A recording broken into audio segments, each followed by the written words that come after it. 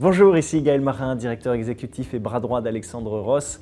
Aujourd'hui, dans cette vidéo, on va aborder une question qui revient souvent de la part de nos clients et des prospects de la formation BizClub. C'est comment je lance mon projet en ligne, mon activité à moi, alors que je suis salarié de l'autre côté et que j'ai un poste, un job alimentaire, certes, qui manque un peu de sens, mais qui m'apporte de la sécurité et une stabilité financière à laquelle j'ai pas envie de renoncer pour l'instant, pour tout risquer sur un projet dont j'ignore s'il va fonctionner. Si c'est ton cas, déjà j'ai envie de dire bravo.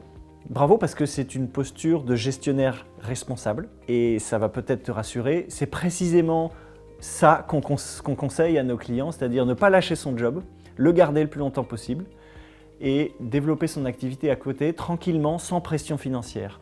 Parce qu'à l'inverse, tout risquer, même si ça paraît romantique, et tout mettre, se jeter à corps perdu dans un projet dont effectivement on ignore s'il va fonctionner, c'est probablement la meilleure manière d'avoir une pression financière sur les épaules qui va nous pousser à faire les mauvais choix, à presser les choses et à ne pas prendre les bonnes décisions. Donc déjà, bonne chose. Maintenant, abordons ce cas-là avec un peu de recul, puisqu'on est dans un cas où il y a de la peur, où il y a des doutes, où il y a des questions. Envisageons le scénario catastrophe ensemble, le pire scénario possible. Le pire scénario possible, c'est que tu lances ton activité, tu te donnes effectivement les moyens de tes rêves, et ça ne marche pas, ça n'est pas concluant, tu abandonnes.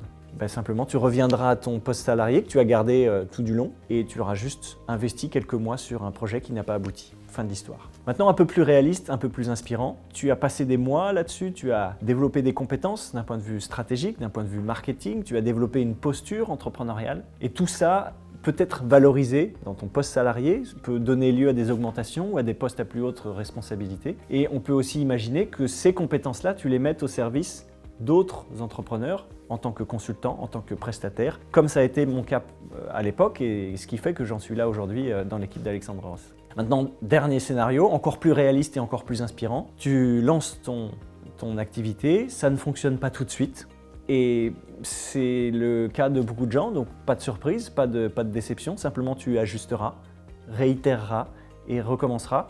Et au bout de quelques tentatives, comme beaucoup des clients et beaucoup des entrepreneurs aujourd'hui qui ont du succès, tu vas rencontrer ton marché, tu vas trouver l'angle, la manière de le dire, la manière de le présenter pour que ça fonctionne et que ton activité décolle. Ça fait maintenant des années que la formation BizClub existe et on l'améliore chaque année. Et aujourd'hui, dans la version actuelle, on a vraiment mis l'accent sur quelque chose qu'on a identifié avec les années, c'est à quel point la vente est l'élément fondateur d'un business. Le plus dur, probablement, c'est de réaliser sa première vente. Une fois que la première vente est réalisée, bizarrement, la suite n'est qu'une optimisation, une amélioration. On ne fait que améliorer ce qu'on a réussi à créer avec cette première vente. Et donc, on est dans une stratégie, toute la pédagogie de la formation est orientée vers cette première vente pour l'accélérer, pour la rapprocher et puis pour tout y aussi à y arriver facilement et avec le moins d'investissement possible. On est dans la stratégie, on le voit dans la formation, du produit minimum viable. C'est-à-dire qu'on va se lancer le plus vite possible sur un produit qui est suffisant, avec le moins d'investissement possible, contrairement à un modèle économique du type restaurant ou boutique où il faut payer les murs, payer le stock, enfin il y a des investissements qui sont énormes.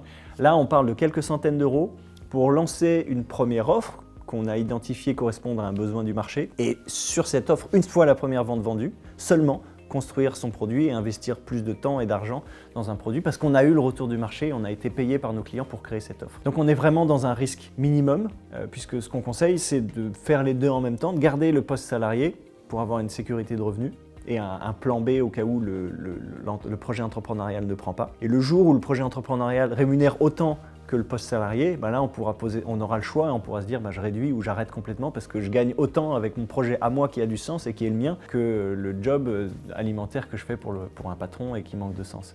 Donc c'est vraiment cette posture-là, tranquille, sereine d'un point de vue investissement et risque financier qu'on conseille. Au-delà de la question financière, souvent dans l'entrepreneuriat, en fait, ce qu'on se rend compte, c'est qu'il s'agit derrière plutôt d'une quête de liberté, une quête de sens, une envie profonde de contribuer, de savoir pourquoi on se lève le matin. Donc si tout ça résonne pour toi, maintenant qu'on a vu que c'était sans risque, ce que je te propose, c'est un premier pas vers tes rêves. Voilà, j'espère que cette vidéo t'a apporté de la valeur. C'était Gaël pour l'équipe d'Alexandre Ross. Je te dis à très bientôt, salut.